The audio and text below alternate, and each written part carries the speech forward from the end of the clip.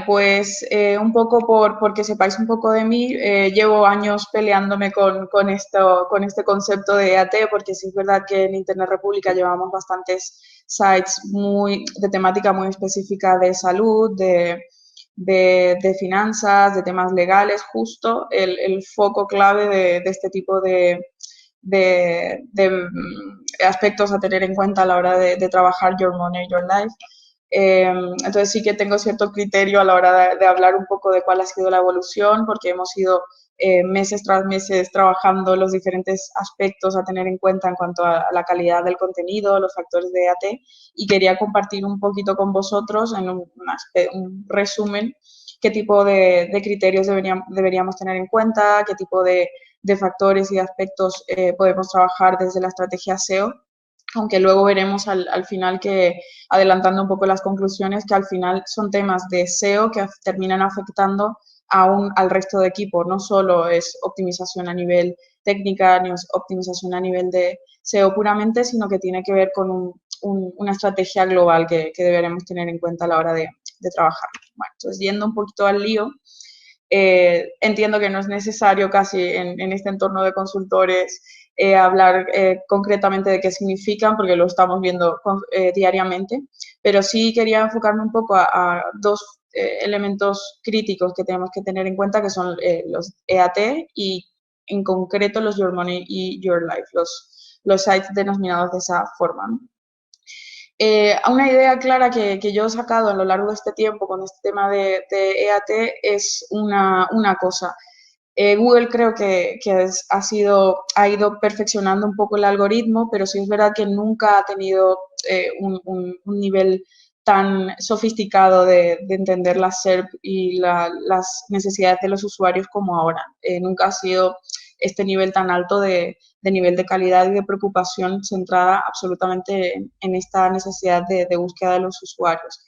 ¿Qué teníamos anteriormente? Pues muchas veces nos encontrábamos con un SEO de nichos en muchas ocasiones, ¿no? Que veíamos de SEOs que estaban pensando en monetizar ese tráfico, en trabajar en estrategias rápidas de captación de tráfico, posicionando en una serie de keywords y demás. Con lo cual veíamos que para ciertas búsquedas, en este ejemplo claro, una típica búsqueda muy popular, dietas, por ejemplo, veíamos que anteriormente era muy común que posicionen sitios no especializados, por ejemplo, en este caso una revista, un blog, un portal con un contenido bastante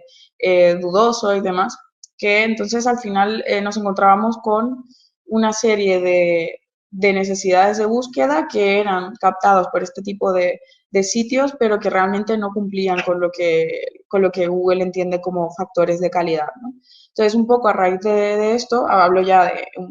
generalizando mucho en los últimos 10 años por lo menos, esto se ha ido puliendo y perfeccionando. En el 2013, entre 2010 y 2013 es cuando empiezan a haber mayor preocupación por temas de calidad de contenido y surgen los Search Quality Evaluator Guidelines, que es una especie de guía que Google realmente había generado para sus evaluadores humanos para generar esos criterios de calidad que deberían cumplir los contenidos para poder posicionar en Google. Esto lleva años en el mundo del search, pero ahora más que nunca está muy actualizado y muy en auge, porque tenemos que tener muy en cuenta estos tres criterios que en su momento empezaron a mencionarse, pero a día de hoy están mucho más asentados en cuanto a los criterios que Google utiliza para posicionar, ¿no? Entonces, por mencionar un poco por encima, el beneficial purpose, que es como lo que Google entendía como el propósito real del sitio, que esto tiene mucho que ver entre temas corporativos de marcas, entre SEO de nichos y demás, pues hay una clara necesidad de venta que al final no siempre concuerda con la necesidad de búsqueda real del usuario. Entonces, este criterio de beneficial purpose intenta establecer un criterio mínimo donde dice que cualquier contenido SEO que quiera posicionar en Google, especialmente en determinados sectores y temáticas, tiene que tener un beneficio real para el usuario y tiene que cubrir con ese search intent, ¿no?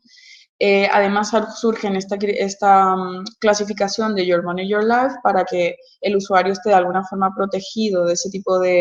de sitios de poca calidad, de contenido dudoso, especialmente cuando hablamos de búsquedas de salud, finanzas, temas legales, seguridad y otro tipo de aspectos donde la búsqueda del usuario es crítica a la hora de decidir si entrando, accediendo, generando ese tráfico a una serie de sites, puede llegar a tener una información errónea o un contenido inexacto. Estos sitios, por eso se llamaron Your Money or Your Life, porque son muy importantes para ese tipo de búsqueda, ¿no? Aquí el EAT es donde más fuerza toma y de donde veremos normalmente que es donde peor datos normalmente tenemos tras una actualización de Google, como fueron los Medic Updates y demás. Y los criterios de EAT, que como sabrán, experiencia, autoridad y confiabilidad, que al final empezó siendo unos criterios muy genéricos, muy generales, pero a día de hoy ya vemos en el campo del SEO un montón de matices y un montón de aplicaciones, no solo en sitios de Your Money, Your Life, sino también en otros sitios como e-commerce, sitios de noticias, sitios de diferente sector que antes a lo mejor estaban un poquito exentos de estos tres criterios, ¿no? Por ir pasando un poquito por encima, lo que comentaba de estos tres puntos van a ser cruciales a la hora de que luego hablemos de cómo podemos trabajarlo, ¿no? De un lado está toda esta parte teórica del cómo deberían ser los sites, cuáles son los criterios a tener en cuenta, ¿no? Pero por otro lado está cómo lo aplico en mi sitio web. Para hacer eso, evidentemente tenemos que entender muy bien cuál es el objetivo real de estos tres criterios. El primero, como os decía y os adelantaba, es el beneficial purpose, que es mi contenido o mi site debe llegar a dar una respuesta real a una necesidad del usuario, a una búsqueda concreta, a una pregunta concreta, a una búsqueda específica, a todo ese tipo de criterios que tienen que ver con la intención del usuario. En caso de querer posicionar para ese tipo de búsquedas, mi sitio debería intentar por lo menos mostrarle a Google que realmente cumple con ello y lo hace con un contenido de calidad. Esto es el doble de preocupante cuando hablamos de sitios Your Money, Your Life, como comentaba, que tienen que ver con finanzas, con compras, con salud y seguridad, con temas políticos, con noticias, todo este tipo de sectores de sitios y de webs deberían tener especial cuidado con este beneficial purpose y con la serie de criterios de EAT. Entrando un poquito más al detalle, voy por encima de estos conceptos porque creo que ya están muy machacados y mucha gente ha estado hablando de ello, pero sí por tener muy claro en qué aspectos afectan estos tres puntos de experiencia, autoridad y confiabilidad, ¿no? Experiencia al final tiene que ver con tener un alto nivel de conocimiento o habilidad en un campo o temática específica. ¿Cómo traducimos esto en el mundo de webs y de e-commerce y demás que nos pueda interesar trabajar desde el SEO? Si estoy intentando posicionar para una serie de keywords muy específicas y de temática muy específica, debo hacer un trabajo muy amplio de demostrar a Google que realmente tengo experiencia en ese sector, tengo un histórico en ese tipo de keywords y ese tipo de contenidos, y es demostrable a través de diferentes aspectos, ¿no? No solo con un aspecto concreto de manera formal, con un sello o con un currículum vitae o una bio muy completa en mi site, dependiendo de qué tipo de sector estamos hablando, pero sí tiene que ver con una estrategia global que incluye también otros canales, por ejemplo, las menciones que tengan otros sites similares, que otros sitios me referencien con este tipo de contenidos, es decir, hay un trabajo detrás muy grande para realmente demostrar a Google este nivel de expertise en un sector. En el apartado de Your Money, Your Life, hablando de sitios de salud, sitios, temas médicos, temas legales o de finanzas, sí que podemos, es mucho más accionable porque sí que hay una serie de herramientas que veremos luego que podemos utilizar para demostrar este expertise, ¿no? En la parte de autoridad, evidentemente es algo que viene teniendo peso durante bastante tiempo, pero ahora tiene mucho más importancia a la hora no solo de generar autoridad a través de un histórico y una generación de enlaces que apunten hacia mi sitio y sirvan como una especie de referencia para demostrar que sí soy una autoridad en el sector en el que quiero posicionar, sino también necesitamos demostrar una cierta presencia y relación con sitios de la misma temática. La reputación online a nivel de la marca también va a tener bastante peso a la hora de este tipo de tener en cuenta este tipo de criterios, no solo en histórico real del dominio, sino también la propia marca, que parte de el peso de la marca tiene peso sobre las búsquedas. Si mi marca tiene muchas búsquedas en Google, o sea, hay una serie de criterios que van mucho más allá de lo meramente técnico y meramente relacionado con link building y otros aspectos que siempre hemos tenido en mente como relacionado con autoridad. Los evaluadores cada vez tienen criterios más específicos y búsquedas de señales de esta autoridad mucho más específicas, y dentro de la web hay maneras de poder demostrar esta autoridad, ¿no? Con una página de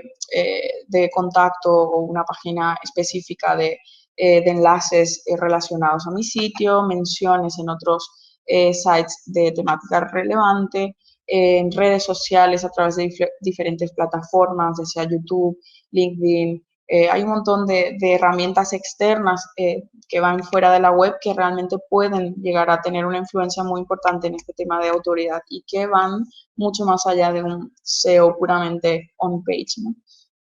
En la parte de trustworthiness, la confianza se trata de que el usuario al llegar a esta web sienta una transparencia, sienta que el contenido es seguro, que no estoy en un sitio dudoso que probablemente me pueda estar vendiendo algo de poca calidad o que esté intentando darme información falsa. O sea, todo este tipo de criterios se traducen un concepto muy amplio de confiabilidad,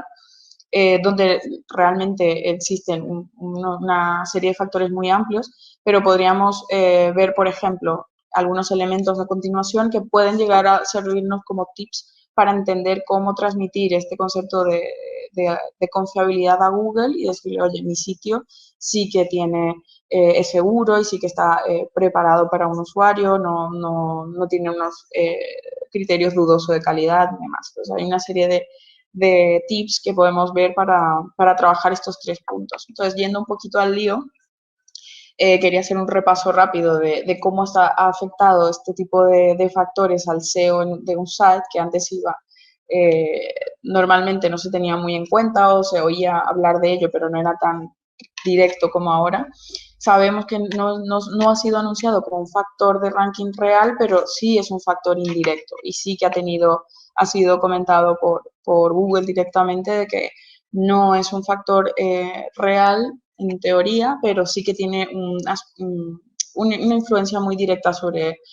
el SEO. Y esto lo hemos visto a lo largo de los últimos años. Aquí están solo algunos de los últimos updates y vimos como Medic Update se llamó así por afectar especialmente a sitios médicos, pero realmente sabemos que no fue solo un update enfocado a temas de salud. Solo que Your Money, Your Life, como sabéis, tiene un importante impacto sobre sitios específicos de salud por el tipo de temática delicada que solemos encontrar en esos sitios. Y hoy más que nunca, con la situación actual, con la crisis sanitaria, pues estos sitios tienen una lupa encima de Google mirando cada contenido, la veracidad de los contenidos, dando palos a mansalva a un montón de sitios que no cumplen con estos mínimos de demostrar estos criterios de AT. Entonces, podríamos decir que formalmente no es un factor de ranking, pero sí afecta directamente a un montón de elementos que hacen que pueda aumentar o reducir el nivel de visibilidad de nuestro site, ¿no? Este es un ejemplo claro de un site que venía más o menos con algunos vaivenes de visibilidad y con estos últimos updates de los últimos años se ha demostrado que este criterio de AT tiene mucho peso sobre el rendimiento de una estrategia SEO, especialmente hablando de un sitio Your Money, Your Life. Entonces, entrando ya a algunos de los aspectos de cómo podemos trabajar estos puntos, quería daros una serie de tips, sé que es muy difícil en este poco tiempo que queda reducirlo y comentar como 5 o 6 fórmulas por las que sí o sí vamos a tener una estrategia buena enfocada a EAT, pero sí podemos tener un checklist nuestro y ver si realmente nuestro sitio puede estar encajando en este criterio, ¿no? El primero tiene que ver con contenido de calidad, evidentemente. Eh, la parte de calidad es súper importante. Hay una parte de fuentes corroboradas que debemos tener muy claro que es un factor específico de sites de contenido legal y de salud que es casi inaplazable, es decir, las fuentes que verifiquen ese contenido, que estén firmados por ese tipo de piezas de contenido deben ser verificadas y con fuentes fiables y respetadas. Y es algo que especialmente en sitios de salud vais a ver que es algo muy, muy habitual a día de hoy, que casi todo el contenido esté firmado por alguien. Entonces sabemos que algo imprescindible que debemos tener en cuenta es el contenido. Sigue siendo una premisa que llevamos años diciéndolo, pero hoy más que nunca el contenido es el rey, ¿no? Y lo tenemos súper claro. Entonces, ¿cómo trabajar estos criterios EAT específicamente? Pues lo primero que os decía, contenido de calidad, extenso en su mayoría, evitando el thin content, intentando equilibrar la parte de UX, la parte de usabilidad, la parte de diseño, toda esta estrategia debe estar muy integrada con el resto de ámbitos de la web, pero cuidando mucho ese nivel de calidad a la hora de trabajar una serie de búsquedas, ¿no? Las fuentes corroboradas, como hablábamos anteriormente. Un aspecto muy común también que está cada vez más presente en las SERP son las preguntas de usuarios, con lo cual si Google está dando mucha importancia a estas preguntas de usuario, quiere decir que hay una necesidad importante de una serie de búsquedas que probablemente los sites no estén cubriendo en su mayoría y Google intenta a través de estas preguntas direccionar mucho al usuario hacia ese tipo de cuestiones que normalmente están en torno hacia temas de información, búsquedas informacionales y demás. Entonces hay una parte muy interesante que podéis ahí explorar en la parte de preguntas frecuentes, porque sí que funcionan, sí que tenemos casos donde en la agencia donde con varios proyectos sí lo hemos implementado, y es verdad que Google lo tiene en cuenta, lee este formato y además lo tenemos enriquecido con marcado de datos de facts, y es una forma interesante de cubrir ese tipo de búsquedas informacionales que a lo mejor de otra forma es un poco menos entendible a ojos del usuario y a ojos de los buscadores. Una idea también que quería dejar clara era algo que también ha venido cambios de algoritmo de hace un par de años. Pensar en el usuario objetivo y en ese beneficial purpose desde el punto de vista de no soy un SEO optimizando para SEO, sino que estoy intentando optimizar un contenido para un usuario final. Y este contenido debe responder a ese search intent, debe responder a esa búsqueda, ¿no? Entonces ya no tratamos de optimizar para keywords directamente, sino que optimizamos para conceptos. ¿A qué nos referimos con esto? Anteriormente la estrategia SEO años atrás pues era una estrategia noventera donde teníamos un keyword research, nos generábamos una serie de landings objetivo para esas keywords y empezábamos a preocuparnos mucho por la densidad de palabras clave de esa keyword en ese contenido, ¿no? A día de hoy hay muchos otros factores a tener en cuenta. Ya no solo optimizamos para una keyword, sino para conceptos relacionados a esa keyword, sinónimos de esa keyword, búsquedas relacionadas y secundarias. Hay un montón de factores que ya no tienen que ver con el head-tail y obsesionarnos con esas búsquedas head-tail, sino también intentar realmente pensar en qué es lo que está buscando y qué espera el usuario cuando está haciendo esa búsqueda, ¿no? Las herramientas cada vez más también lo están adaptando a sus funcionalidades, lo cual es muy positivo para nosotros. Hay muchas herramientas como Systrix, Searchmetrics, SERranking, muchas de ellas ya tienen un apartado específico de preguntas frecuentes, un apartado específico de clasificación de búsqueda según su intencionalidad o la intención del usuario, entre transaccionales, informacionales, navegacionales. Entonces deberíamos utilizar estas herramientas para cambiar un poco esa estrategia si la seguíamos llevando así, de no optimizar para SEO, perdón, para keywords, sino para este tipo de conceptos. Y a la hora de tener en cuenta muchos sectores de Your Money, Your Life, sabemos que tanto sector legal, sector banca, sector salud, o noticias utilizan mucha terminología muy específica o muy técnica que al final juega un poco en contra de los objetivos de SEO. Entonces sería un mix donde deberíamos intentar generar ese contenido basándonos tanto en terminología de negocio, terminología técnica, pero teniendo en cuenta realmente cómo lo buscan los usuarios e intentar que traducirlo de alguna forma para ese usuario final, ¿no? Entonces, al final, el contenido médico es un ejemplo claro donde siempre encontramos esto, ¿no? Por una parte, el término médico y por otra parte, el término real de cómo lo buscaría un usuario. Suele ser muy complicado aunar estas dos perspectivas, pero por eso os decía desde el principio que es un trabajo no solo desde el punto de vista de optimización técnica de SEO, sino que tiene que ver mucho con varios aspectos que van a tener en cuenta al equipo, a los copies, al equipo de usabilidad, al equipo de diseño, incluso de maquetación, a todo el equipo que deberá trabajar a favor de este tipo de elementos, ¿no? De darle al usuario lo que necesita y lo que quiere, cuidando un poco todos los aspectos que le vayan a interesar a la hora de ver nuestro contenido.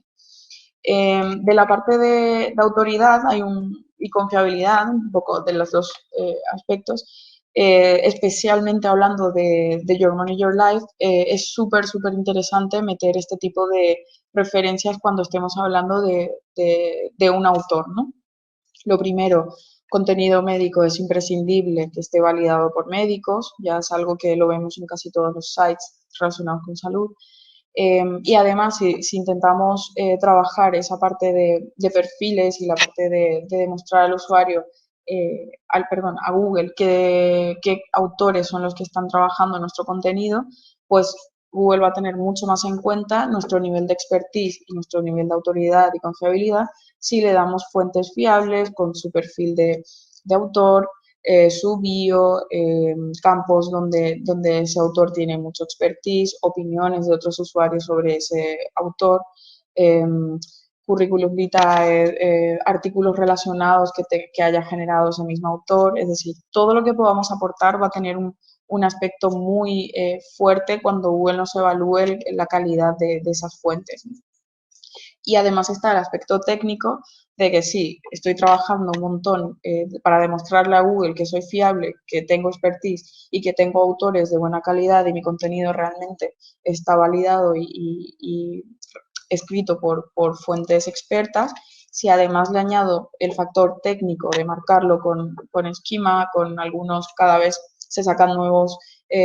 marcados de datos específicos para determinados autores, para doctores, especialidades médicas. Todo esto pues hace que en el compendio tengamos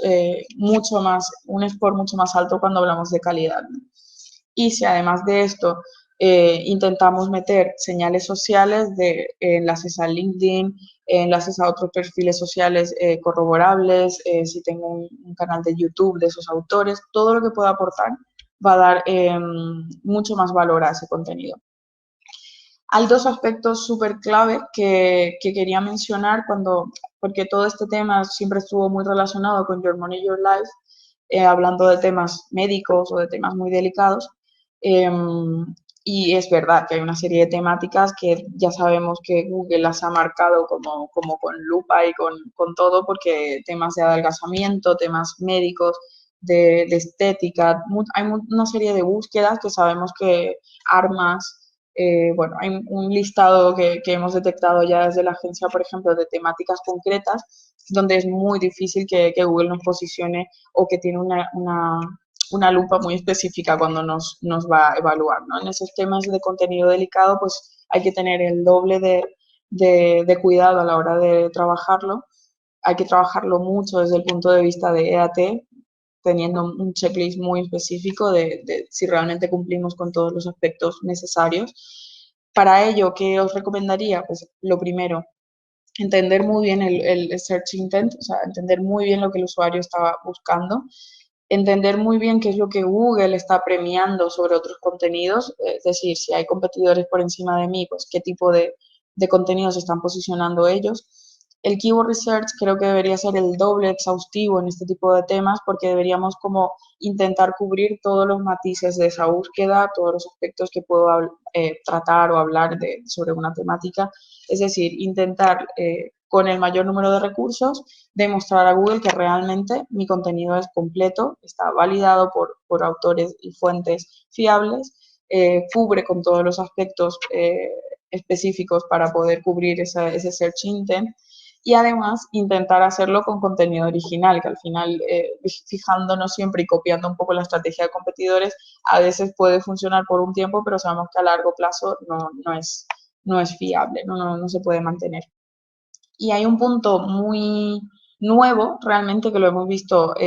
lo venimos viendo ya a tiempo, pero ahora todavía más, es esto del SEO para nichos, ¿no? Cómo ha afectado el EAT para este tipo de sites. E incluso para temas de e-commerce, antes el EAT todavía estaba de forma muy ambigua, no sabíamos muy bien cómo iba a afectar a EAT a un e-commerce, porque claro, ya no entran en juego tantos aspectos de contenido, de autores, de demás, pero sí sabemos que si un site lleva tiempo y tiene un branding muy fuerte para un sector específico, normalmente va a ser muy complicado que Google posicione a otros nuevos sitios que no tienen autoridad, no tienen histórico y demás. ¿Qué ocurría anteriormente, volviendo un poco a los inicios, ¿no? de lo que veníamos hablando? Pues había mucho SEO trabajando para keywords de nicho, donde identificaban búsquedas muy potentes, con un potencial muy alto para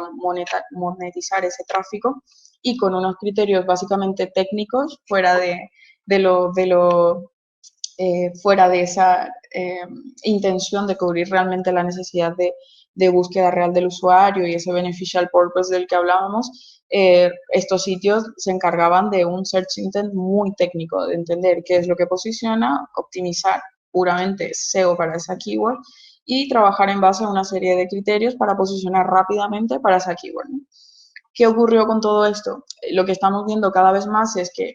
todo esto que vemos offline, de decir, si yo necesito buscar un producto muy específico, por ejemplo, de un medicamento, pues voy a una farmacia. Si quiero un producto muy específico para un tema mecánico o una herramienta, pues voy a un sitio donde me vendan específicamente esas herramientas, ¿no? Normalmente en un supermercado no encontraré medicamentos de farmacia o en una peluquería no encontraré yo qué sé, zapatos. Normalmente, pues cada sitio está enfocado a su sector y a su venta. Pues esto mismo es lo que estamos viendo cada vez más online, ¿no? Que Google ha intentado, creo, traspasar ese sentido común a la hora de posicionar, de decir, si quiero comprarme un producto muy específico, iré a un sitio especializado en ese producto y probablemente ya no sea tan fácil que mi site, yo monse.com, de repente me cree un sitio y quiera posicionar para zapatos color rosa y trabaje en una landing súper optimizada para ello porque no tengo autoridad, no cumplo con unos mínimos de histórico, no cumplo con unos mínimos de calidad a la hora de comparar seguramente con otros competidores que ya están, que llevan años posicionando y vendiendo ese producto. Es decir, creo que este SEO para nichos ya cada vez verá un poco más de dificultad para trabajarse, sobre todo desde el aspecto puramente SEO, porque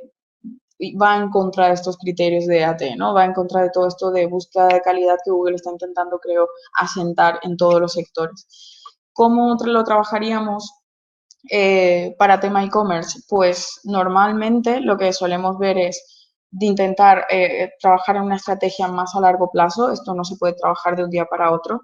La validez de nuestro contenido debe provenir de cierto expertise, debemos demostrar esa autoridad y esa experiencia y eso no se consigue de un día para otro. Entonces necesitaremos trabajar toda una estrategia. De hecho, con nuestros clientes a día de hoy estamos trabajando desde Internet República como una estrategia, una pata específica de EAT para e-commerce, donde solemos o intentamos por lo menos ver qué recursos tenemos a día de hoy para trabajar esto. Pues tener contenido original, copiar contenido, por ejemplo, de otros sites no va a valer nunca, específicamente en temas tan específicos de algunos sectores, pues es imposible. La parte del beneficial purpose, pues si en un SEO para nichos es muy dudoso, pues intentemos trabajar para darle al usuario pues toda la información disponible de productos, todas las preguntas frecuentes que podamos recabar del propio mercado, intentar integrarlo en nuestro site. Si vendo unos artículos para un sector específico, intentaría especializarme en ello y no empezar a meter productos de otras líneas y tener a lo mejor un e-commerce muy completo en muchos productos, de mucha tipología, pero al final no soy experto en ninguno de ellos, ¿no? Intentar encontrar ese nicho, digamos, pero muy a largo plazo con una serie de señales que indiquen a Google que realmente tengo ese aval dentro del propio mercado y no solo a nivel online.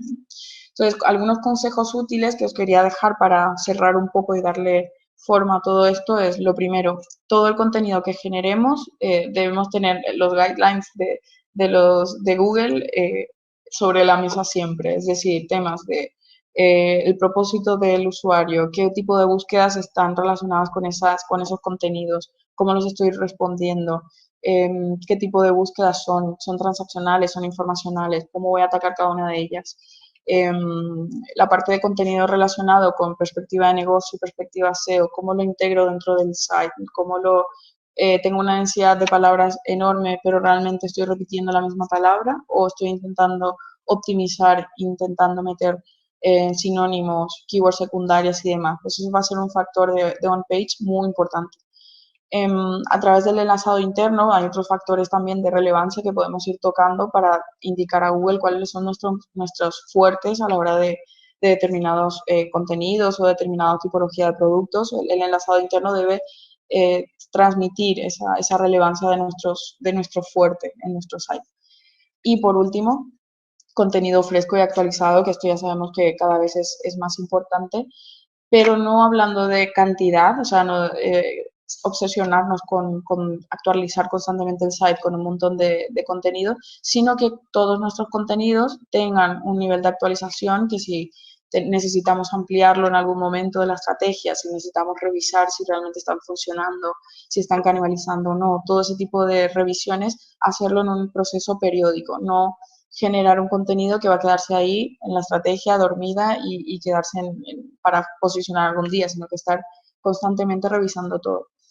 De la parte de conclusiones, un poco por ir cerrando, no sé si voy bien de tiempo, eh, lo que decíamos desde el inicio. Esto no es nuevo, lleva desde 2013, pero realmente a día de hoy ya está metida dentro de o debería estar dentro de nuestra estrategia SEO, ya seamos un site Your Money, Your Life o no, ya seamos un site médico o no. Incluso si estamos trabajando en proyectos de e-commerce, hay una serie de tips que deberíamos tener en cuenta, como lo que habíamos visto, de incluir un montón de temas de usabilidad, revisar si realmente está cumpliendo con las expectativas de navegabilidad del usuario, si los copies son realmente interesantes para búsquedas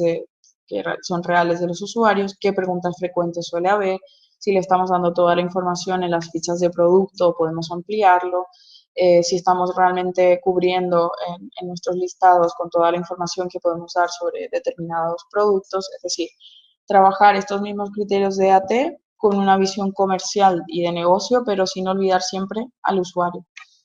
Tiene que ser una actualización constante. Esto lleva desde, como os digo, desde 2010 más o menos y a día de hoy seguimos prácticamente todos los meses con cambios y actualizaciones y demás. Es algo que va a afectar, yo creo que de aquí a todavía bastante tiempo y debemos tenerlo en cuenta en nuestra estrategia. Tener en cuenta que menos es más, que no porque ahora ponernos como locos a generar contenido vamos a posicionar más, sino que tener muy en cuenta el criterio de calidad. Toda la parte de las métricas de calidad que mencionamos, yo os recomendaría tener un checklist para ver si estamos cumpliendo con todas ellas. Y lo último que para mí es la reflexión final es, ya no se trata de SEOs optimizando para SEOs, para SEO, como os decía, sino que debería formar parte la pata del SEO de una estrategia multicanal o de diferentes partes del equipo, donde realmente tengamos a la pata del SEO, a la pata de UX, a la parte técnica, a la parte de social, donde también veremos la parte de referencias de redes sociales y de fuentes externas que nos enlacen, es decir, va a ser una estrategia 360 para poder cumplir con estos tres criterios de EAT, que como hemos dicho, no se llega a un buen score de EAT de la noche a la mañana, es un trabajo muy a medio largo plazo, diría yo. Hay que trabajar muchos criterios que a veces ya escapan al SEO. Entonces, cada vez más nos damos cuenta que el SEO ya no es algo, una isla aparte, sino que debe estar integrada en el resto de la estrategia. Y os recomendaría eso, que en una estrategia de EAT intentemos cada vez más unificar a todo el equipo para que tengan en cuenta todos estos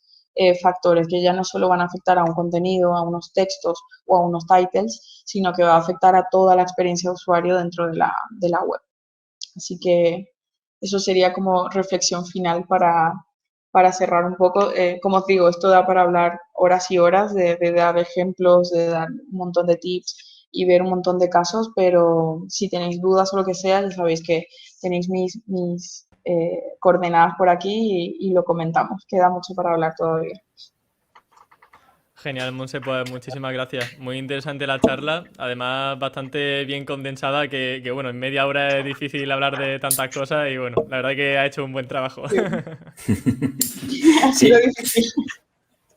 Sí, Monse, yo me quedaba con el dato de las bios de autor. Yo siempre evangelizo mucho con el tema de datos estructurados y demás. Y en tu opinión, ¿nos bastaría con tener esas bios bien montadas, donde se indique no solamente los datos de la persona que está redactando ese artículo, sino la experiencia, la trayectoria que lleva en el sector, etcétera?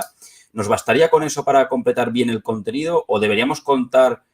con una URL donde se desarrolle más ese expertise del autor o se listen, por ejemplo, todos los artículos que ha podido publicar en ese medio? ¿Qué recomendaciones darías a quien nos ve? Sí, normalmente lo que nosotros solemos recomendar y lo que hemos visto que está funcionando es eso, no solo una mención en la parte del texto como una firma, sino que generar toda una estructura de URLs donde tuvieras una especie de directorio, donde además tuvieras un listado de otros autores, donde tengas otros contenidos relacionados y bien optimizado a nivel de contenido, es decir, que tenga cuerpo y que sea casi un apartado dentro de la web. Muy bien. Perfecto, gracias. Sí, bueno, a mí me ha encantado lo que has comentado, Monse. Enhorabuena por la charla, que tenéis hasta un departamento entero en República dedicado a EAT. Me ha encantado eso. Y luego destacar que ha sido un complemento perfecto a la charla que hemos tenido antes con José Pachín, que has aportado cosas que son súper importantes y más en muchos sectores, en cada vez más. Por lo que una pasada. Habrá gente que se te acuerde varias veces, sobre todo para ir apuntando y ver qué cosas pueden implementar a partir de este próximo lunes. Pero vamos, me ha encantado. Sí, la verdad es que antes